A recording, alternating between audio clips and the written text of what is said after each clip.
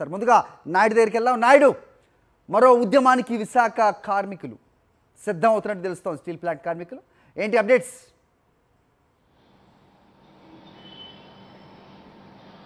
Hari, Visakha steel ప్లాంట్ను పరిరక్షించాలంటూ మరొకసారి steel plant కార్మికులు పెద్ద ఎత్తున ఉద్యమానికి సిద్ధమవుతున్నారు. ఈ నెల 22వ తేదీన అడ్మినిస్ట్రేటివ్ బిల్డింగ్ ముట్టడికి పిలుపునిచ్చారు. కూటమి నేతలు అధికారంలోకి రాకముందు విశాఖ స్టీల్ ప్లాంట్ను కాపాడుతామని హామీ ఇచ్చారు. ఇచ్చిన మాటను కూటమి నేతలు నిలబెట్టుకోలేకపోయారని చెప్పి వారంతా కూడా తీవ్ర అసంతృప్తిని వ్యక్తం చేస్తున్నారు. నెల రోజుల క్రితము ఉక్కు శాఖ మంత్రి కుమారస్వామి స్టీల్ ప్లాంట్లో పర్యటించి విశాఖ స్టీల్ ప్లాంట్ను కాపాడుతాము, ఎవరు చెప్పారు మీకు విశాఖ స్టీల్ ప్లాంట్ ప్రైవేటీకరణ జరుగుతుందని చెప్పి ఆయన మాట్లాడాడు.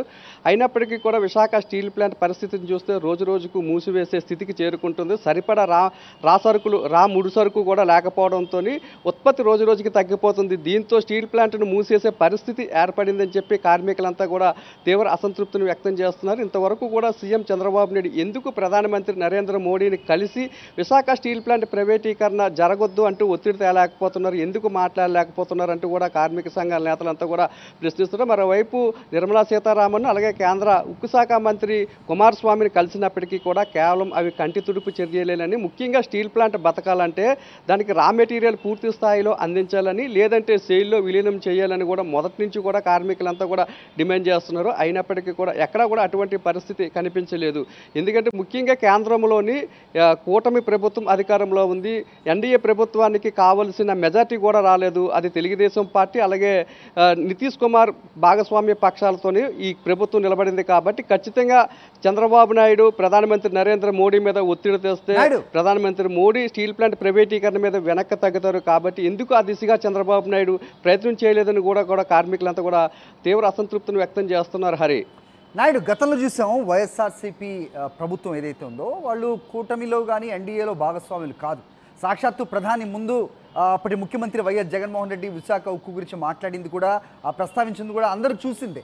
ప్రస్తుతం కూటమిలో భాగమైన ఈ ప్రస్తుత కూటమి ప్రభుత్వం టీడీపీ కానీ జనసేన కానీ ఈ నాయకులు కానీ ఎవరు దీన్ని ఊసే ఎత్తకపోవటాన్ని ఏ విధంగా చూడాలి? కార్మిక సంఘాలు వారిని ప్రశ్నించే అవకాశం ఏదైనా కనిపిస్తోందా? దానికి సమాధానం వచ్చే ఛాన్సెస్ ఏదైనా ఉందా? క్లుప్తంగా చెప్పండి.